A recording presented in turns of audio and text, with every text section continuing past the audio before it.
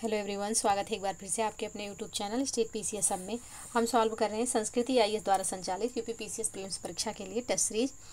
और ये आज हमारा 5वां टेस्ट है। इसके पहले हमने 4 टेस्ट सॉल्व कर लिए हैं। चारों टेस्ट से संबंधित वीडियो चैनल पे अपलोड है। अगर अभी तक आपने नहीं देखा है तो जाके देख सकते हैं। प्लेलिस्ट भी बना दी गई है। और साथ ही ये पीडीएफ जो है ये बाइलिंगुअल है, यानी कि इंग्लिश में भी है और हिंदी में भी है।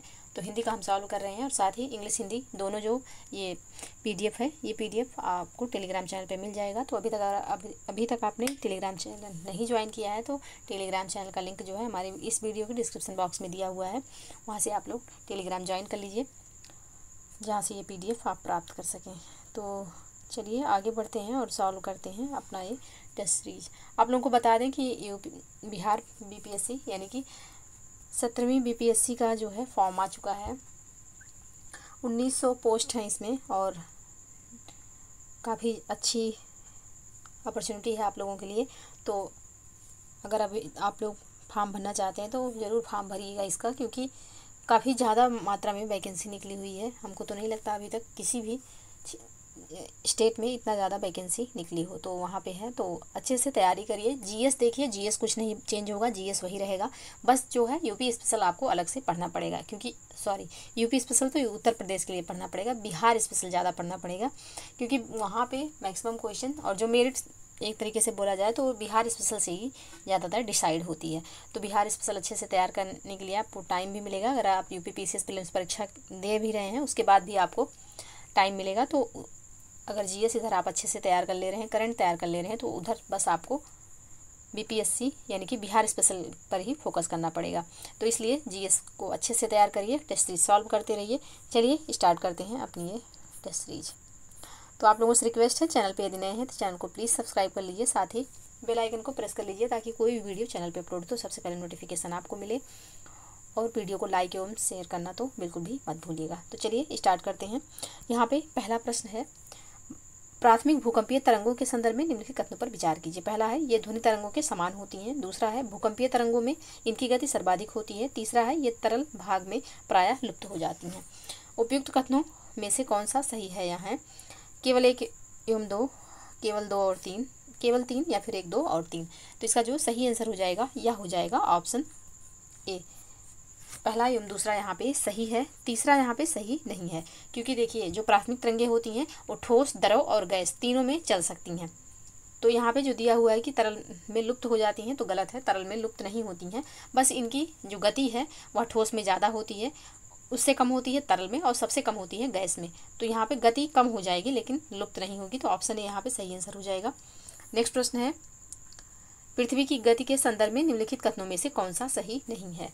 इसमें से कौन सा पृथ्वी की गति के संबंध में सही नहीं है? तो यहाँ पे जो दिया हुआ है कि पृथ्वी अपने अक्ष पर पूर्व से पश्चिम की ओर गति करती है, बिल्कुल गलत है।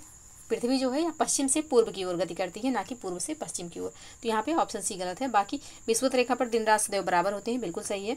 ऋतु परिवर्तन का कारण पृथ्वी का परिक्रमण है, ये भी सही है। पृथ्वी से चंद्रमा का संपूर्ण प्रकाशित भाग माह में केवल एक बार ही दिखाई देता है, ये भी सही है। तो यहाँ पे पूछा गया कौन सा सही नहीं है, तो ऑप्शन सी यहाँ पे सही नहीं है और यही इसका सही आंसर हो जाएगा। नेक्स्ट प्रश्न है, यहाँ पे सुमेलित करना है। एक तरफ ज्वालामुखी दिया हुआ है, दूसरी तरफ संबंधित देश। कोटोपैक्सी, तो कोटोपैक्सी कहाँ पे है?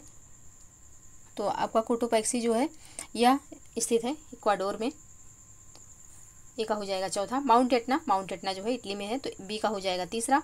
और क्राकाताओ, तो क्राकाताओ जो है यह कहाँ पे है? तो क्राकाताओ जो है यह है फिलीपींस में, सॉरी फिलीपींस में नहीं है, क्राकाताओ है आपके इंडोनेशिया में। और माउंट ताल जो है यह है फिलीपींस में।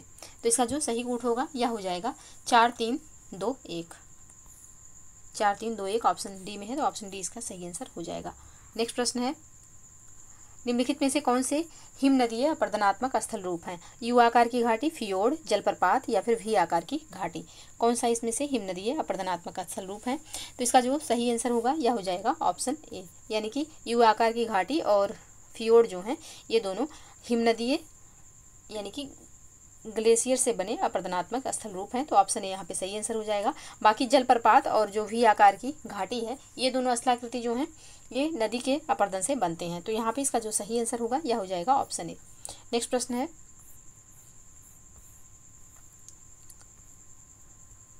निम्नलिखित में से कौन सी गर्म जलधारा है? ओयाशियो, कैलिफोर्निया, क्यूरोसियो या फिर अखोटस्क। कौन सी इसमें से गर्म जलधारा है? तो यहाँ पे जो गर्म जलधारा है वह है क्यूरोसियो। ऑप्शन सी यहाँ पे सही आंसर हो जाएगा। और यह जो जलधारा है यह अटलांटिक महासागर में गल्फ स्ट्रीम तंत्र के समान ही प्रशांत महासागर में क्यूरोसियो चलती है। तो ऑप्शन सी यहाँ पे सही आंसर हो जाएगा। प्रशांत महासागर की ये जलधारा है। नेक्स्ट प्रश्न है, क्षेत्रफल के आधार पर निम्नलिखित द्वीपों को अवरोही क्रम में व्यवस्थित कीजिए तथा नीचे दिए गए कूट का प्रयोग करके सही उत्तर चुनिए। Greenland, New Guinea, Borneo, Madagascar. तो इनको सीक्वेंस से लगाना है। तो इसका जो सही आंसर हो जाएगा यह हो जाएगा ऑप्शन ए, यानी कि ग्रीनलैंड, न्यू गिनी, बोर्नियो और मेडागास्कर, इनका जो क्रम है ये बिल्कुल सही दिया हुआ है। क्योंकि ग्रीनलैंड सबसे बड़ा हो गया, सेकंड नंबर पे न्यू गिनी आएगा और तीसरे नंबर पे बोर्नियो है, चौथे नंबर पर मेडागास्कर है। तो ऑप्शन ए यहाँ पे सही आंसर हो जाएगा। नेक्स्ट प्रश्न है,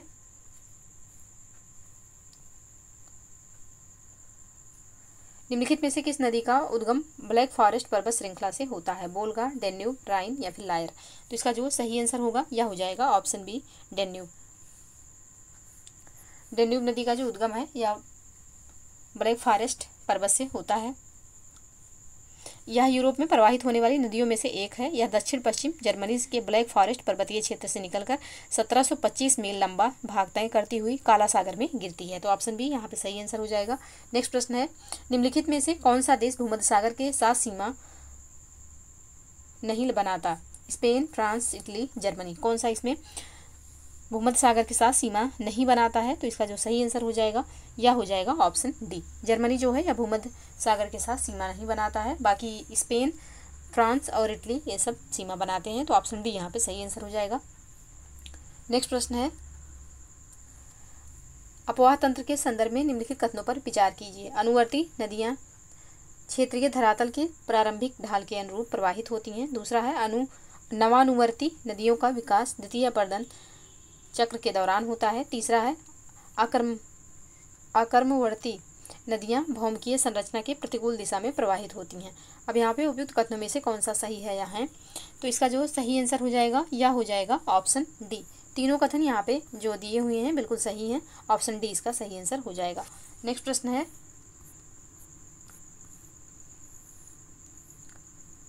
यहाँ पे विशेषता दी हुई है। यह मुख्यतः उष्णकटिबंधीय वर्षा फसल है, उष्णकटिबंधीय फसल है। इसका उद्भव क्षेत्र पूर्वी एवं दक्षिण पूर्वी एशिया माना जाता है। इसके लिए वर्ष भर 21 डिग्री सेल्सियस से 27 डिग्री सेल्सियस तापमान आवश्यक है। 20 डिग्री सेल्सियस से कम तापमान इसके विकास को अवरुद्ध करता है। पाला इसके लिए बहुत हानिकारक है। इसके लिए 75 से 120 सेंटीमीटर वर्षा आवश्यक है। उपयुक्त विशेषताएं निम्नलिखित में से किस फसल की हैं? कपास, गन्ना, चुकंदर, चाय। किसके लिए ये विशेषताएं दी गई हैं? तो ये जो विशेषता दी गई है यह दी गई है गन्ने की। ऑप्शन बी यहाँ पे सही आंसर हो जाएगा।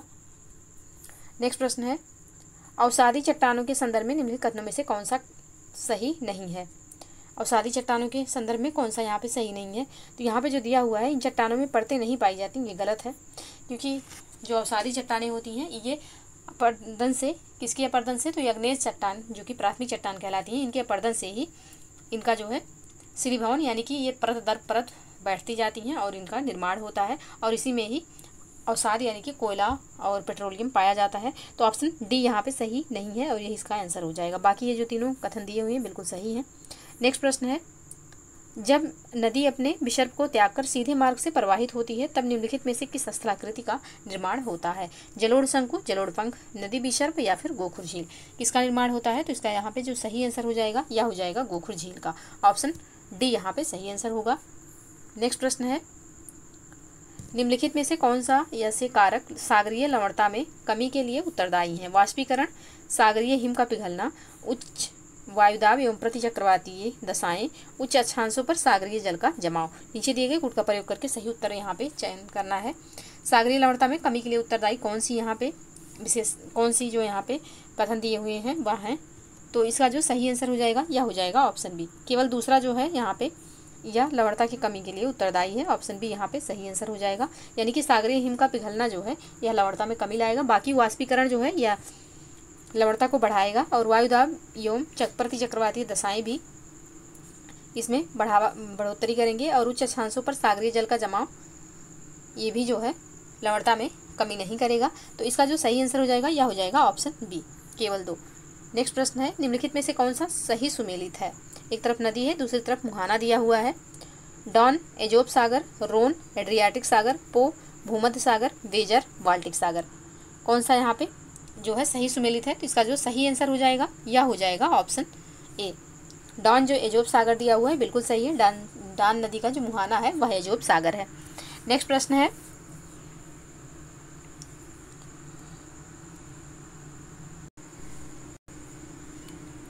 हाँ नेक्स्ट जो प्रश्न है यह है प्रश्न संख्या 15। निम्नलिखित में से कौन सी नहर उत्तरी सागर को बाल्टिक सागर से जोड़ती है? श्वेत बाल्टिक नहर, कील नहर, राइन मेन डेन्यूब नहर या फिर सू नहर। उत्तरी सागर को बाल्टिक सागर से कौन सी नहर जो है वह जोड़ती है? तो इसका जो सही आंसर हो जाएगा यह हो जाएगा ऑप्शन बी, कील नहर जो है यह जोड़ती है। ऑप्शन बी यहाँ पे सही आंसर हो जाएगा। नेक्स्ट प्रश्न है, निम्नलिखित में से कौन से कारक सागरीय जलधाराओं की उत्पत्ति में सहायक हैं? पृथ्वी का परिभ्रमण, गुरुत्वाकर्षण बल, वायुमंडलीय दाब, बर्फ का पिघलना। कौन से कारक जो है सागरीय जलधाराओं की उत्पत्ति में सहायक हैं? तो इसका जो सही आंसर होगा यह हो जाएगा ऑप्शन डी। उपयुक्त सभी कारक जो हैं यह सागरीय जल की उत्पत्ति में सहायक हैं। ऑप्शन डी यहाँ पे सही आंसर हो जाएगा। नेक्स्ट प्रश्न है, क्षोभ मंडल के संदर्भ में निम्नलिखित कथनों पर विचार कीजिए। पहला है, इसकी मोटाई विषुवत रेखा पर सर्वाधिक है। दूसरा है, इस मंडल में ऊंचाई के साथ तापमान में बढ़ोतरी होती है। तीसरा है, सभी वायुमंडलीय प्रक्रियाएं इसी मंडल में संपन्न होती हैं। उपयुक्त कथनों में से कौन सा सही है यहाँ? तो इसका जो सही आंसर हो जाएगा यह हो जाएगा ऑप्शन बी। पहला एवं तीसरा यहाँ पे सही है। 1 मिनट, बहुत ज़्यादा डिस्टर्बेंस हो रहा है बैकग्राउंड में। नेक्स्ट प्रश्न है, पिग्मी जनजाति निम्नलिखित में से किस क्षेत्र में निवास करती है? Congo basin, Amazon basin, Kalahari मरुस्थल या फिर हमद मरुस्थल। तो पिग्मी जनजाति कहाँ पाई जाती है? तो पिग्मी जनजाति जो है यह हो जाएगी कांगो बेसिन में। ऑप्शन ए यहाँ पे सही आंसर हो जाएगा।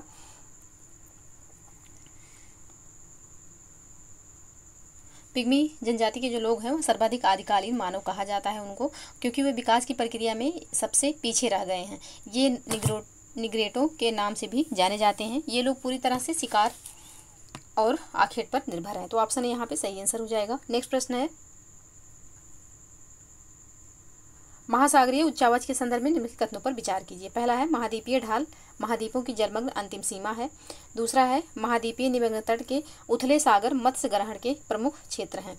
और तीसरा कथन है कि जलमग्न कटक पृथ्वी पर सबसे लंबे पर्वत तंत्र का निर्माण करते हैं। अब यहाँ पे उपयुक्त में से कौन सा सही है यहाँ?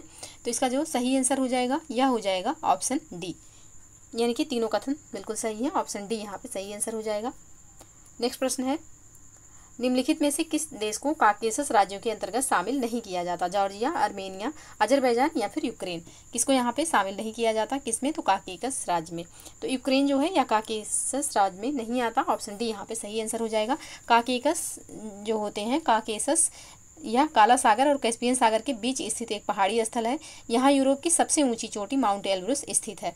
यह एक ऐसा क्षेत्र है जिसमें 6 देश, अब 6 देश ध्यान से सुनिएगा, 6 देश जो हैं रूस, जॉर्जिया, अजरबैजान, आर्मेनिया, तुर्की और ईरान इस हिस्से में शामिल हैं। यानी कि जो 6 काकेसस देश हैं वह हैं रूस, जॉर्जिया, अजरबैजान, आर्मेनिया, तुर्की और ईरान। तो यहाँ पे यूक्रेन शामिल नहीं है। ऑप्शन डी इसका सही आंसर हो जाएगा। नेक्स्ट प्रश्न है, यहाँ पे सुमेलित करना है। एक तरफ घाटी दिया हुआ है और दूसरी तरफ दिया हुआ है अवस्थिति। मरखा घाटी, तो मरखा घाटी कहाँ स्थित है? मरखा घाटी स्थित है आपके लद्दाख में। मरखा घाटी लद्दाख हो जाएगा। नेवरा घाटी, तो नेवरा घाटी हो जाएगा पश्चिम बंगाल। और युमथांग घाटी, तो यह सिक्किम में है। किन्नौर घाटी यह हिमाचल प्रदेश में है। तो यह पहले से ही सुमेलित दिया हुआ है। तो ऑप्शन ए इसका सही आंसर हो जाएगा। 1, 2, 3, 4।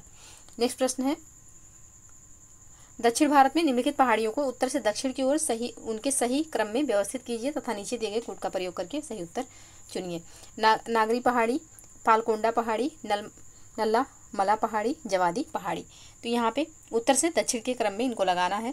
तो इसका जो सही आंसर होगा यह हो जाएगा, सबसे पहले आएगा नल्ला माला पहाड़ी, फिर हो जाएगा पालकोंडा पहाड़ी, फिर आएगा नागरी पहाड़ी और फिर हो जाएगा जवादी पहाड़ी। जवादी पहाड़ी जो है यह तमिलनाडु में स्थित है। तो ऑप्शन बी यहाँ पे सही आंसर होगा। नेक्स्ट प्रश्न है, प्रायद्वीपीय भारत की निम्नलिखित में से किन नदियों का मुहाना अरब सागर में है? काली, भरतपुझा, पेरियार, काली, कृष्णा, पेरियार, पेन्नार, पेम्बा, भरतपुझा, कृष्णा, पेन्नार। इसमें से किसका जो है मुहाना वो अरब सागर में है। तो इसका जो सही आंसर हो जाएगा यह हो जाएगा ऑप्शन ए। काली और भरतपुजा पेरियार, इनका जो मुहाना है यह अरब सागर में है। तो ऑप्शन ए इसका सही आंसर हो जाएगा, अरब सागर यानी कि भारत के पश्चिमी तट पर। तो ऑप्शन ए यहाँ पे सही आंसर। नेक्स्ट प्रश्न है, निम्नलिखित में से किस तत्व की अधिकता के कारण मृदा में लाल रंग आता है? मैग्नीज, फेरिक ऑक्साइड, ह्यूमस या फिर जिंक। तो यहाँ पे जो मृदा में लाल रंग आता है किसके कारण आता है? तो यह आता है फेरिक ऑक्साइड के कारण। ऑप्शन बी यहाँ पे सही आंसर हो जाएगा।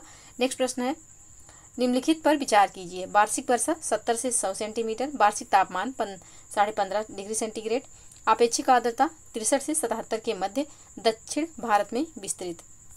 अब यहाँ पे ऑप्शन में क्या पूछा गया है? तो यहाँ पे पूछा गया है उपयुक्त में से कौन सी विशेषताएं उष्णकटिबंधीय शुष्क पर्णपाती वन से संबंधित हैं। तो यहाँ पे कौन सी विशेषताएं हैं जो कि उष्णकटिबंधीय शुष्क पर्णपाती वन से संबंधित हैं? तो यहाँ पे चारों विशेषताएं उष्णकटिबंधीय शुष्क पर्णपाती वन से संबंधित है। ऑप्शन डी यहाँ पे सही आंसर हो जाएगा। नेक्स्ट प्रश्न है, लौह अयस्क के लिए प्रसिद्ध बैलाडीला खान निम्नलिखित में से किस राज्य में अवस्थित है? तो बैलाडीला खान जो है यह किस राज्य में अवस्थित है? तो यह अवस्थित है छत्तीसगढ़ में। ऑप्शन सी यहाँ पे सही आंसर हो जाएगा। नेक्स्ट प्रश्न है, सेनोजोइक महाकल्प के निम्नलिखित में से किस काल में बृहद हिमालय की उत्पत्ति हुई? तो सेनोजोइक काल के किस काल में जो है सेनोजोइक महाकल्प के किस काल में हिमालय की उत्पत्ति हुई है? तो हिमालय की जो उत्पत्ति हुई है यह ओलिगोशीन काल में हुई है। ऑप्शन बी यहाँ पे सही आंसर हो जाएगा। नेक्स्ट है, एक तरफ स्थानांतरित कृषि दिया हुआ है, दूसरी तरफ राज्य। पूनम केरल, बीवर मध्य प्रदेश, बीरा गुजरात, पोंडू उड़ीसा। तो कौन सा यहाँ पे सही है? तो इसका जो सही आंसर हो जाएगा यह हो जाएगा ऑप्शन सी। ऑप्शन सी यानी कि पहला सुमेलित है, दूसरा भी सुमेलित है और चौथा सुमेलित है। ऑप्शन सी यहाँ पे सही आंसर हो जाएगा।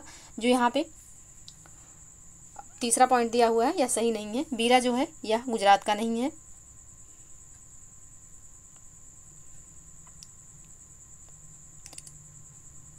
ऑप्शन यहाँ पे सी इसका सही आंसर हो जाएगा। नेक्स्ट प्रश्न है, दिफू दर्रा निम्नलिखित में से किस राज्य में अवस्थित है? मणिपुर, सिक्किम, अरुणाचल प्रदेश, उत्तराखंड। दिफू दर्रा, तो दिफू दर्रा जो स्थित है यह कहाँ पे स्थित है? तो यह स्थित है अरुणाचल प्रदेश में। ऑप्शन सी यहाँ पे सही आंसर हो जाएगा। दिफू दर्रा जो है यह मैकमोहन रेखा पर स्थित है। मैकमोहन रेखा वही है जो कि भारत और चाइना के बीच में सीमा निर्धारित करती है। तो दिफू दर्रा मैकमोहन रेखा पर स्थित है और भारत, चीन और म्यांमार का ट्रांजैक्शन भी है, तो इसको भी याद रखिएगा। नेक्स्ट प्रश्न है, ज्वारीय वनों के क्षेत्रफल के आधार पर निम्नलिखित राज्य केंद्र शासित प्रदेशों को अवरोही क्रम में व्यवस्थित कीजिए तथा नीचे दिए गए कोड का प्रयोग करके सही उत्तर चुनिए। गुजरात, पश्चिम बंगाल, अंडमान एवं निकोबार द्वीप समूह और आंध्र प्रदेश। अब इनमें कितने ज्वारीय वन यानी कि मैंग्रोव हैं उसके हिसाब से इनको सीक्वेंस में लगाना है। तो इसका जो सही हो जाएगा, सबसे पहले आएगा पश्चिम बंगाल, सबसे ज़्यादा पश्चिम बंगाल में है, फिर गुजरात में है, देन अंडमान एवं निकोबार और उसके बाद आंध्र प्रदेश होगा। तो ऑप्शन ए में ये सीक्वेंस है। ऑप्शन ए इसका सही आंसर हो जाएगा। नेक्स्ट प्रश्न है, विश्व की सबसे ऊंची पर्वत चोटी माउंट एवरेस्ट निम्नलिखित में से किस पर्वतमाला का भाग है? ट्रांस हिमालय, बृहद हिमालय, लघु हिमालय या फिर शिवालिक। तो यहाँ पे किसका भाग है? तो ये हो जाएगा बृहद हिमालय का पार्ट है। कौन सा? तो माउंट एवरेस्ट जो कि नेपाल में स्थित है। तो ऑप्शन बी यहाँ पे सही आंसर हो जाएगा। नेक्स्ट प्रश्न है, निम्नलिखित में से कौन से जलप्रपात कावेरी नदी पर अवस्थित हैं? कुचिकल, होगनेकल, धुआंधार या फिर शिव समुद्रम। इसमें से कौन सा ऐसा है जो कि कावेरी नदी पर अवस्थित है? तो इसका जो सही आंसर होगा यह हो जाएगा ऑप्शन बी, दूसरा एवं चौथा, यानी कि होगेनाकल जो है यह और शिव समुद्रम ये दोनों कावेरी नदी पर अवस्थित हैं। तो ऑप्शन बी यहाँ पे सही आंसर हो जाएगा। बाकी कुचिकल जो है यह भारत का सबसे ऊंचा जलप्रपात है। यह कर्नाटक के शिमोगा जिले में बराही नदी पर स्थित है। कुचिकल बराही नदी पर स्थित है। और धुआंधार जो है यह मध्य प्रदेश के जबलपुर जिले में स्थित है। यह जो है नर्मदा नदी पर है। तो यहाँ पे जो कावेरी नदी पर है तो दूसरा और चौथा हो जाएगा, ऑप्शन बी में है। ऑप्शन बी सही आंसर होगा। नेक्स्ट प्रश्न है, निम्नलिखित में से किस झील में केबुल लामजाओ राष्ट्रीय पार्क अवस्थित है? तो यह अवस्थित है लोकटक में। ऑप्शन सी यहाँ पे सही आंसर हो जाएगा। लोकटक झील जो है यह मणिपुर राज्य में स्थित है, पूर्वी मणिपुर में। तो ऑप्शन सी यहाँ पे सही आंसर हो जाएगा। केबुल लामजाओ राष्ट्रीय पार्क लोकटक झील में स्थित है। ऑप्शन सी सही आंसर। नेक्स्ट प्रश्न है, उष्णकटिबंधीय सदाबहार वनों के संदर्भ में निम्नलिखित कथनों में से कौन सा सही नहीं है? कौन सा यहाँ सही नहीं है ये पता करना है। तो यहाँ पे जो पहला दिया हुआ है इन्हें मानसूनी वन कहा जाता है, ये गलत है। उष्णकटिबंधीय सदाबहार वनों को मानसूनी वन नहीं कहा जाता है।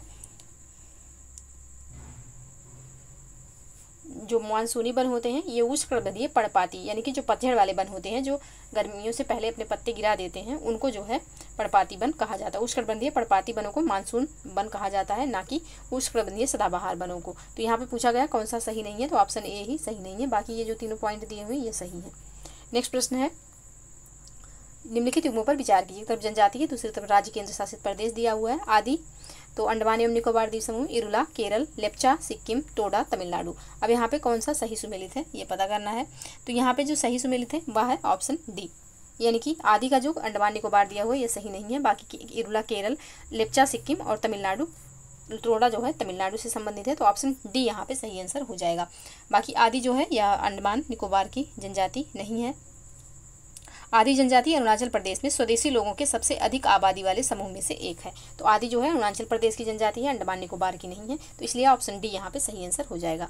नेक्स्ट प्रश्न है, निम्नलिखित में से कौन सी कावेरी की सहायक नदी नहीं है? काबिनी, भाविनी, घाटप्रभा, अमरावती। कौन सी इसमें से किसकी? तो कावेरी की सहायक नदी नहीं है, तो इसका जो सही आंसर होगा यह हो जाएगा ऑप्शन सी। घाटप्रभा जो है यह कावेरी की सहायक नदी नहीं है, ऑप्शन सी यहाँ पे सही आंसर हो जाएगा।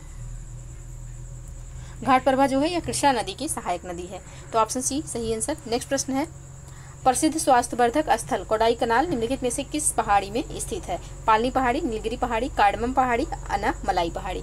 किस पहाड़ी में स्थित है? तो यह स्थित है पालनी पहाड़ी में, ऑप्शन ए यहाँ पे सही आंसर हो जाएगा। नेक्स्ट प्रश्न है, निम्नलिखित में से कौन सा ऐसे कारक मानसून के निर्वर्तन के लिए उत्तरदायी हैं? पहला है निम्न वायुदाब की द्रोणी का दक्षिण की ओर खिंचाव, दूसरा है जेट स्ट्रीम का पुनः अपने स्थान पर लौटना, तीसरा है संपूर्ण भारत में तापमान का कम होना। अब यहाँ पे कौन सा जो है मानसून के निवर्तन यानी कि मानसून के लौटने से संबंधित, मानसून के लौटने के लिए उत्तरदायी कारक है? नीचे दिए गए कूट का प्रयोग करके सही उत्तर यहाँ पे बताना है।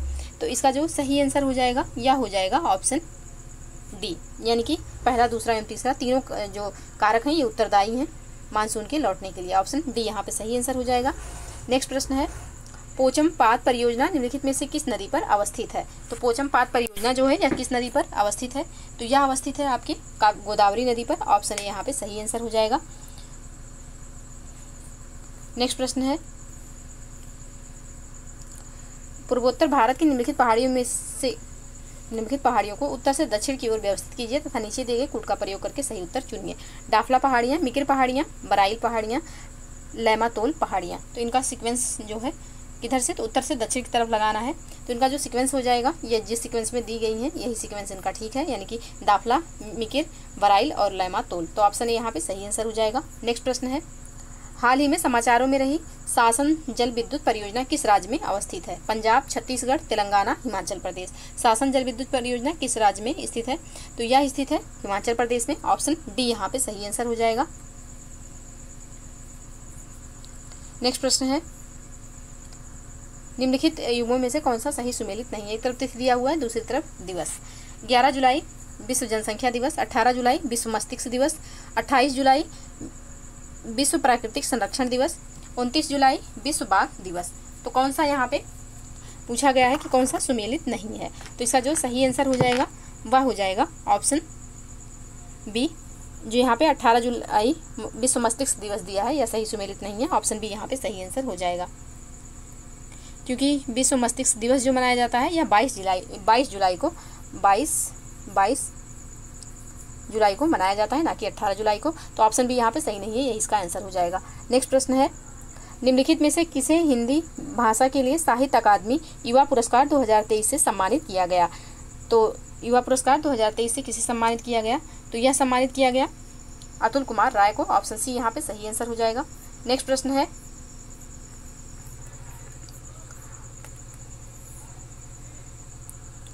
हाल ही में निम्नलिखित में से किसे फ्रांस के सर्वोच्च नागरिक और सैन्य सम्मान Grand Cross of the Legion of the Honour से सम्मानित किया गया?